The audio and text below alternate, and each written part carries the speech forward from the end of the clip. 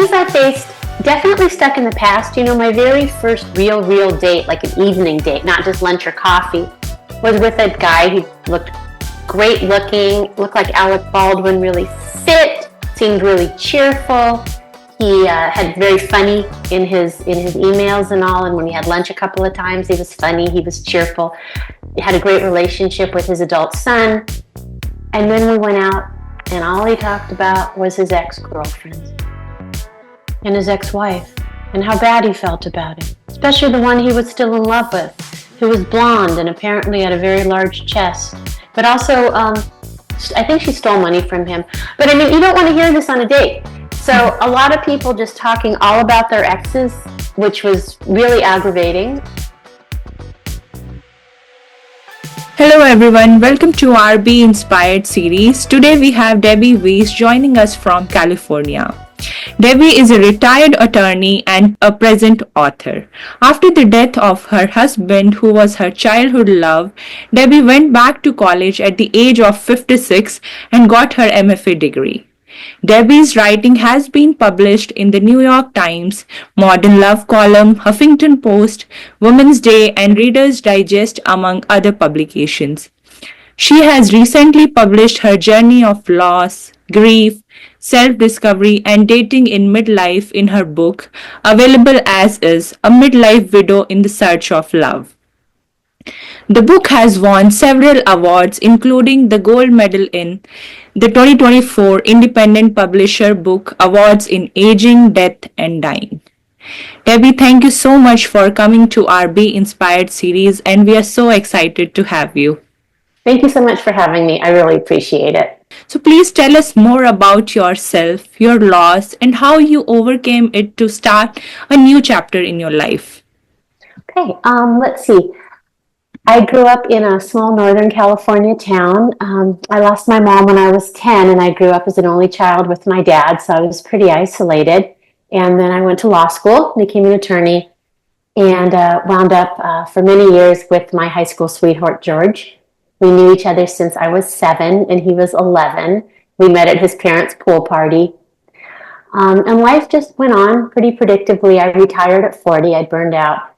And then I found out in 2009, George found out that he had cancer. And he was working very hard. He was a software engineer and architect. And we lived with that pretty well for a few years, but eventually, not surprising, he declined, and he died in April of 2013. And I was very alone. I was an only child. George was an only child. My only family was my dad and my stepmom. My father's also an only child. So it was very isolating, and I had to sort of learn how to create a new life and interact with people when that's nothing I'd ever really tried to do before. Yeah. So your husband diagnosed with cancer in 2010, and then in 2013 he passed away. So there were 3 years of caregiving. So did you suffer from any caregiver guilt, and how hard it was to move on after that? Oh, extreme, terrible caregiver guilt. I mean, terrible. He was, for several years he was okay, and he minimized his illness. He had he had stage 4 male breast cancer, which is very rare.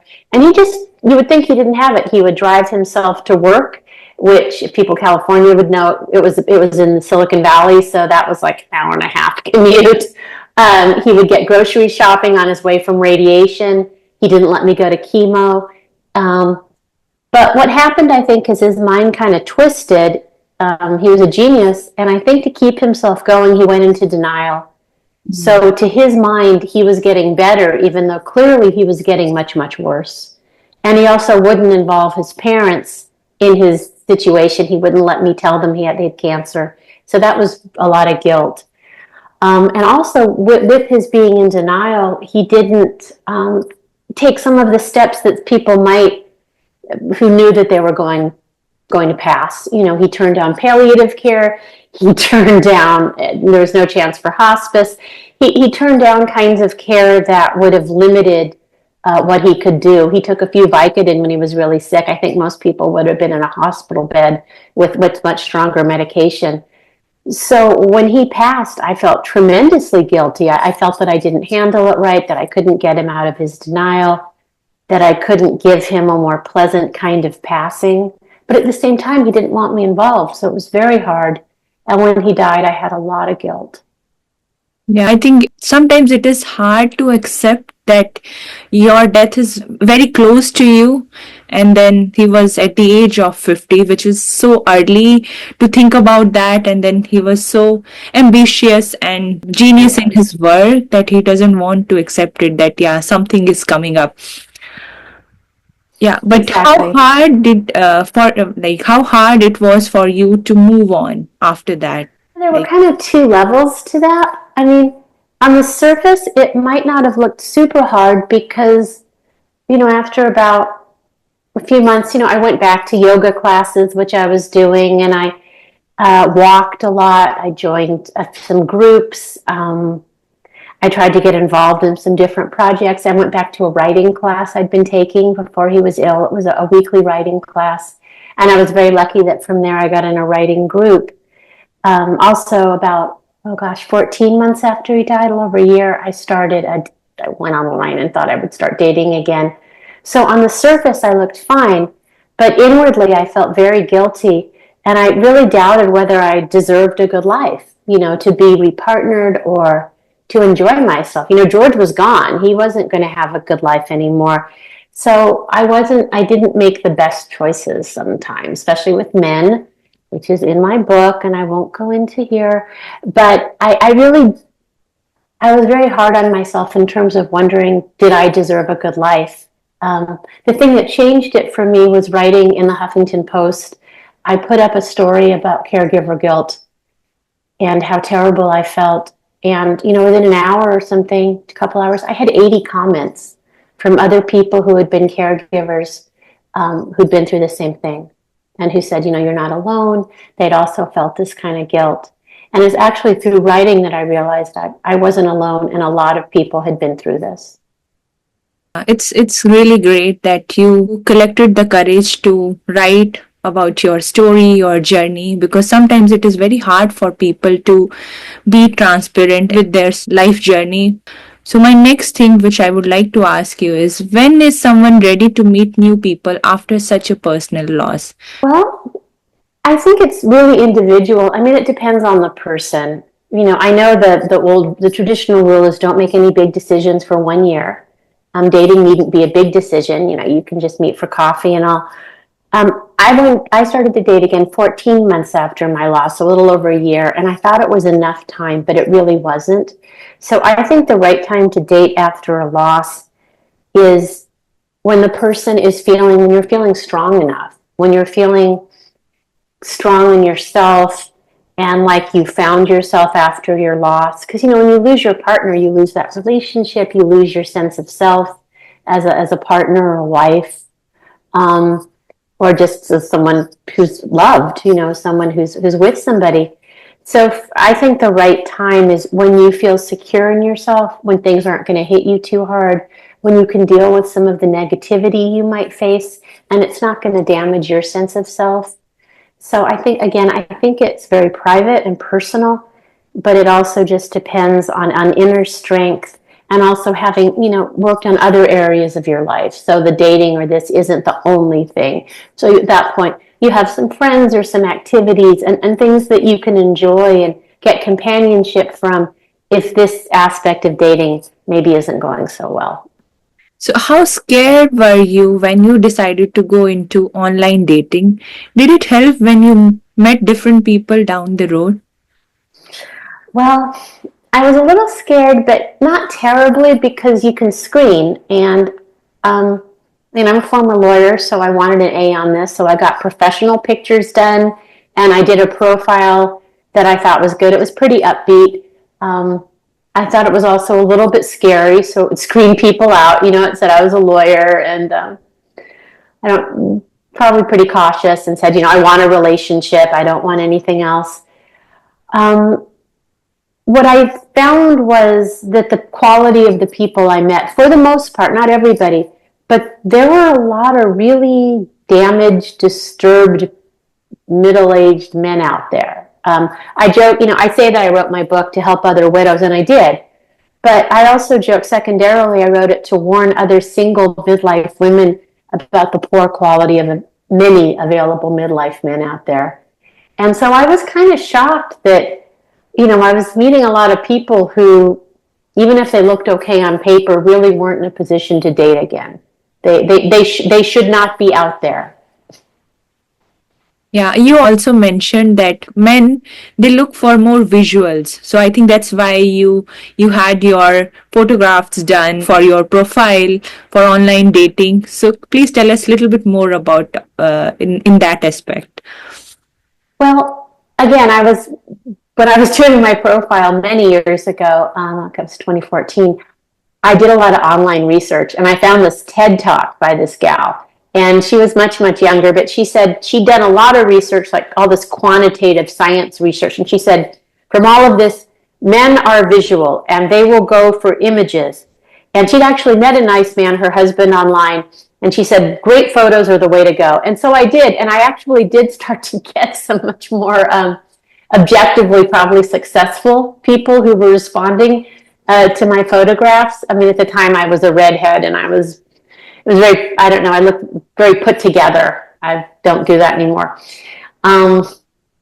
So I did that, and then tried to seem kind of upscale, kind of educated, and to see if that would help. And again, it did help.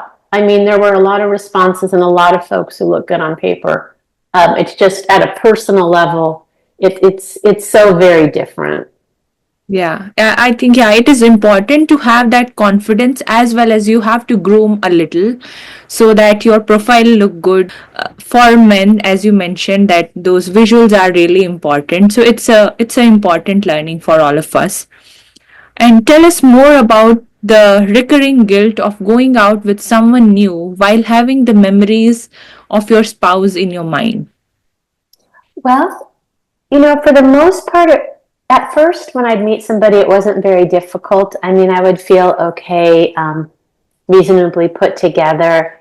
It's a little like a job interview. I was also honestly, I could kind of rationalize it as collecting research for my book. I never dated when I was in high school like most people did, or in college, because I was with my late husband, George. We got together when I was 17. One of our very first dates was my senior prom. And he was 4 years older, so he was at that point a senior in engineering at UC Berkeley. So I didn't date, and he was ready to sort of commit, even if I wasn't, but eventually I was. And so I never had those experiences. So I was really inexperienced. And that made me vulnerable or open to people I would speak with, where I think somebody more experienced would say, okay, this guy obviously has issues. And I think, well, okay, maybe this is what just people are like. But when things would get a little more serious, I noticed I did start to feel guilty, because when I really couldn't see my life with somebody else, when I felt so very bad about George and how my anger and how I felt I'd been a very bad caregiver. Again, he didn't give me much of a chance. He cut off a lot of avenues that I could have gone on. But, in general, I'm pretty organized and persistent, especially, as a former lawyer. And there I just kind of let him take the lead. And maybe I was a little denial myself. I didn't really want to know, gosh, how soon, that he was dying, and that this was a reality, and that he was probably in a lot of pain, which he didn't share, that I couldn't help with. So when I was dating, I had a lot of guilt, and I think I had trouble really seeing myself with a person. And then ultimately I wound up with someone who was easy to be with, but wasn't good for me. He had his own damage. He turned out to be abusive. And originally I thought, well, I don't really deserve a good life. I'm not, I'm kind of damaged myself. So if this guy's drinking in the car or being kind of nutsy, well, that's the life I have now. But it didn't have to be. And that was a mistake. Yeah. And then while we start dating somebody else after the demise of our partner or our spouse, does it come across that you compare few things with your with your ex or with your previous partner, that this person doesn't have all those qualities or all these kind of things? So hard. That was so hard because my late husband George was such a nice, good person. I mean, he wasn't just a successful engineer. He was really kind and lifted up everybody where he worked. He was polite to servers, of course. He was polite to everybody. He was nice to everybody. You know, he didn't just design code. If somebody was in a, you know, if somebody needed furniture moved, he moved furniture. He wasn't arrogant. And I would meet, and he had, you know, he was an engineer. He was happiest at a computer, but he had a sense of joy for life, for things he enjoyed. And I was meeting these guys, and some of them were arrogant. They weren't nice to people, weren't nice to me. They complained incessantly about their exes. I still do not understand this, why anybody thinks that talking about their ex is going to create a decent relationship. It's going to create a very short coffee date. That's what it's going to do. And so, yeah, it was hard. George had really good manners. He did things like open doors and people talk about dating. It's not just picking up the check. It's basic courtesy. And a lot of these guys didn't have that, and I could certainly see why they were single. So, yes, most people compared very badly to my late husband. And again, and it wasn't just, I wasn't looking at someone who could code Quicken. That's what he did. He was the lead guy on Quicken. It wasn't that, and I wasn't looking at income. I was looking at things like basic courtesy. Don't walk through the door and slam it in my face. Don't tell me about your ex in horrific terms. You know, don't complain that a cup of coffee is $6. I mean, it was just basic kinds of behaviors that you wouldn't like in somebody of either gender. Yeah, I think dating in young age is very different than dating in midlife, because in young age we are not that mature, but in midlife, in our 50s or 60s, we expect that there should be a level of maturity in both the persons. So, my next thing which I would like to ask you is, you were able to forge real relationships when you joined a yoga studio. How has that transformed you versus your experience with girl gangs in high schools? Oh, thank you. You read my book. Thank you. You know. Yeah, I was picked on in high school, and I was bullied in junior high and high school. And that was really hard because I'd lost my mom when I was 10. And then coming up against these mean girls, you know, when I was figuring out makeup and things for myself, because I grew up with a single dad who's a scientist, by the way. So that's really a little out there. Yeah, so I really didn't have a lot of faith in women sometimes from when I was younger and being picked on in school. And then I went to college. I had some girlfriends, and there was a lot of drama there. But I noticed when I was widowed and I joined a yoga studio, and there was a group of women who were around my age, a bunch of midlife women. And they all seemed a lot better than I was at yoga. But they were friendly, and I stopped running away at the end of class, and we got there earlier, and I started to talk to them, and they were really welcoming and really inclusive. Some were married, but a lot of them some were single. And there was a kind of a big enough group that there were different things going on. So there would be like a Saturday night dinner out, or we would go for drinks Thursday after class at a pizza place right near the studio. And I started to make women friends. And I could bounce my ideas off them and talk about dating, and they could say, yeah, this guy is terrible, give him up. And, we talked about other things too, decorating our homes, creating lives on our own, travel. We all went on some yoga retreats together. So it was wonderful. It was really great to find that kind of community. And it changed kind of how I looked at friendships. I live in a different place now, but I'm at another yoga studio. And, there's still just this wonderful group of people, and I can find community there. Yeah, it's good that you found peace in yoga and yoga studio. You made a couple of good friends. When we are young, we don't have that level of maturity, and then in higher school we all are naive, and then we don't have that much of experience of life, how to talk to each other. But yeah, still bullying each other is not a good idea. So as you mentioned that you went to a yoga studio, I would like to ask you that, do you practice yoga regularly? Please tell us more about that. Oh, thank you. Yes. I live in a small town in Northern California on the waterfront. It's pretty. And there's a wonderful yoga studio in town. It opened about a year after I moved here, which was great because there wasn't a dedicated yoga studio. So I became a member there, and I go to class 3 or 4 times a week, one or two, sometimes two, but I'm shooting for 3 or 4. And for my 60th birthday, I did a 200-hour yoga teacher training. So I'm a 200-hour certified yoga teacher. Now, I'm clumsy.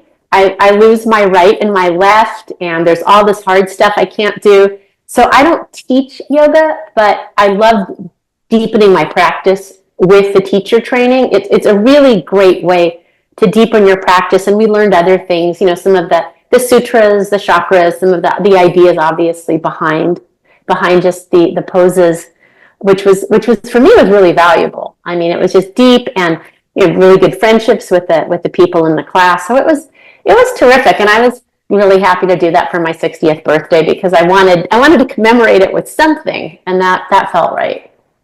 Yeah, that's a really good gift on your 60th birthday that you did something for yourself.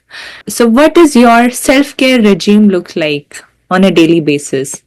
Well, it varies. On a good day, I'm up at a reasonable hour, and I have some cottage cheese, and I go to yoga class, or I do a walk or a hike. I belong to a couple of walking and hiking groups in this area, which is beautiful. Northern California, we have a lot of hills. We have really great hikes. So I do something like that. I also I read, and I try to do some writing. Also, for me, self-care is not rushing. I think the biggest thing for me is not rushing. So occasionally, if I'm tired and I need to sleep in, again, I'm over 60, I give myself that break. My partner and I am repartnered for 7 years now. We do a date day once a week. So that's, we have one day we go out. I wear something besides sweatpants or yoga clothes. But for me, the main thing to self-care is, well, it's exercise for sure. I do a lot of exercise. I'll go out and walk for an hour or something. I'm big on that. Then being with people. I especially like to be, in a class. Secondly is eating healthy. I'm not the best at it, but my partner is. He watches all those YouTube videos on like how to live in the blue zone or how to age well. And so he eats really healthy. So accordingly, I eat really healthy, even when it's not my better nature. But the main thing for me is not rushing and giving myself some space. Again, former lawyer, I think a lot of, especially women, we're really hard on ourselves. So for me, a big part of self-care as I got older was not just making sure, okay, you've got to get steps in, or you've got to get 5 miles, or these pants have to fit. It was giving myself some grace and saying, okay, you're tired. Take the day off, watch the movie, give yourself a break. Yeah, yeah. That's correct. That self-care is not rushing out and then do so many things in a day. It's more about taking care of the things which you have planned for that particular day, and then do yoga 3-4 times a week, and then you and your partner make sure that you are eating healthy. So yeah, Yes. it's good that you are motivating each other in one aspect or other. So that's good. So next thing which I would like to ask you is, many of the people you met while dating were stuck in the past. How does one identify that, and what other red flags did you face? Oh, I faced so many. Again, if anyone's interested, bad date stories, among other things. Well, I have more depth than that, really. But things I faced, definitely stuck in the past. My very first real date, like an evening date, not just lunch or coffee, was with a guy who looked great looking, looked like Alec Baldwin, really fit, seemed really cheerful. He had very funny in his emails and all, and when we had lunch a couple of times, he was funny, he was cheerful. He had a great relationship with his adult son. And then we went out, and all he talked about was his ex-girlfriends and his ex-wife, and how bad he felt about it, especially the one he was still in love with, who was blonde and apparently had a very large chest. But also, I think she stole money from him. But I mean, you don't want to hear this on a date. So a lot of people just talking all about their exes which was really aggravating. Other red flags were people who were rude. Another date I went on, I met a guy who was really successful, older than I was, artist, very artsy. And he was just like a job interview. It's like, well, you seem too soon after your widowhood to date. What are you looking for? I'm looking for someone who's a hostess. I'm looking for someone to stay at my house when I travel so I don't have to worry about that. I mean, he needed an administrative assistant.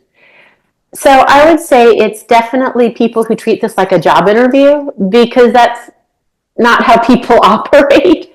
Yeah. Definitely the people who weren't over their exes and seemed to think that being a woman, your date would have a sympathetic ear. That's not true.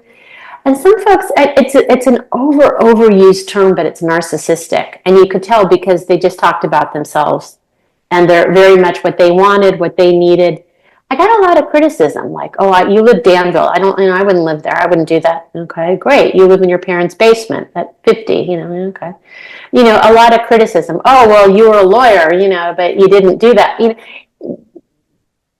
I don't really understand it, but again, it was kind of that job interview thing.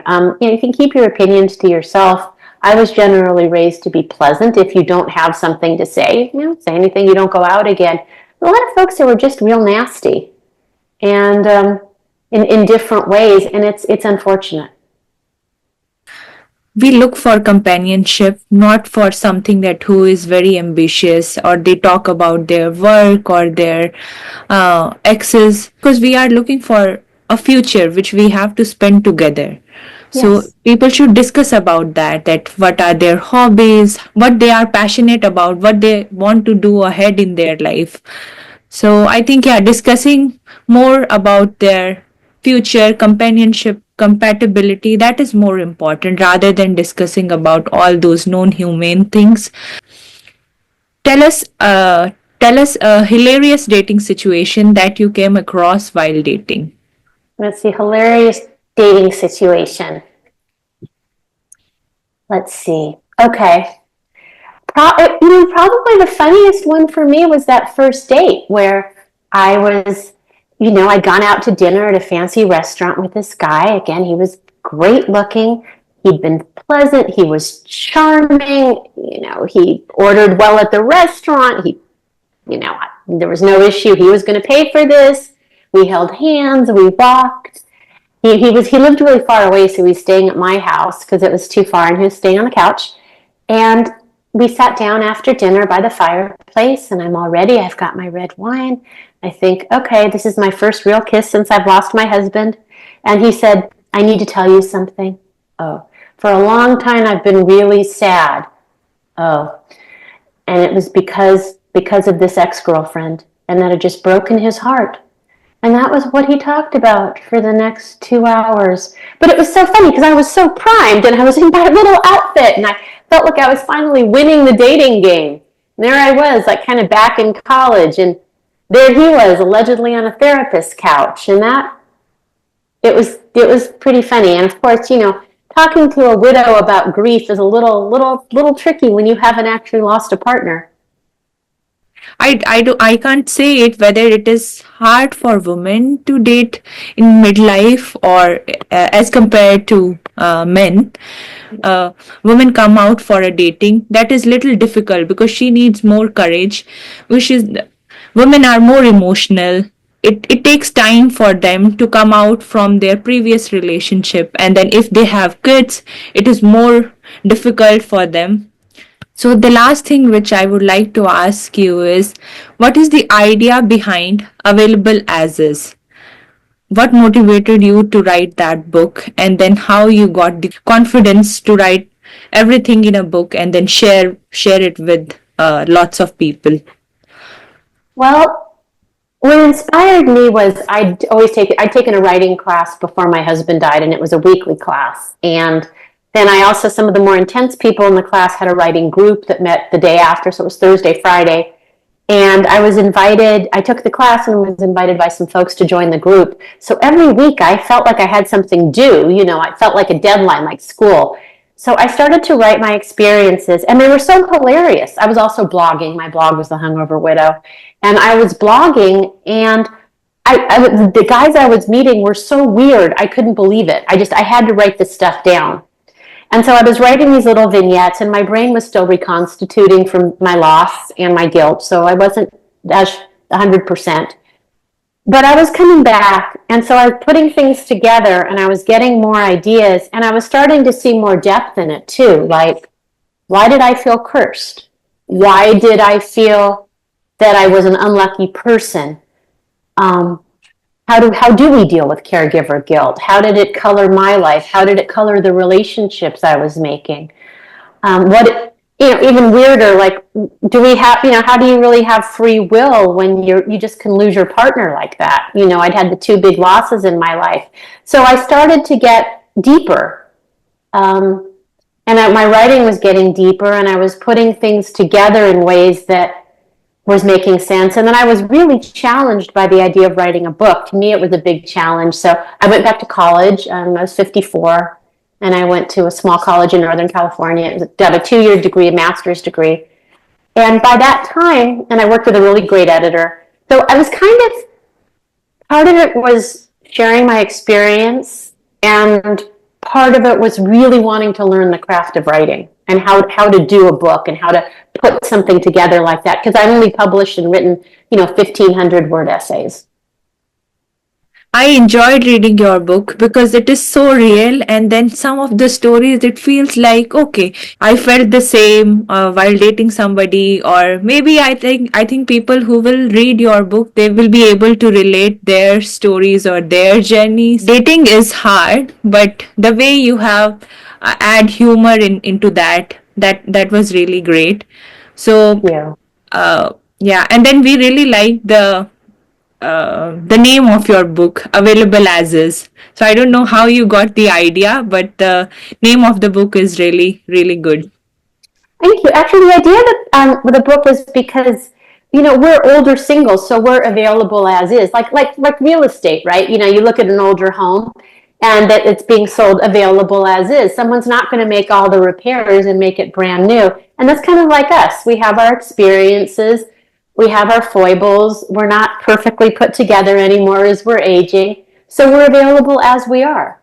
And for some of us, like me, that was a challenge to get to where I was. So this is it, like real estate, available as is.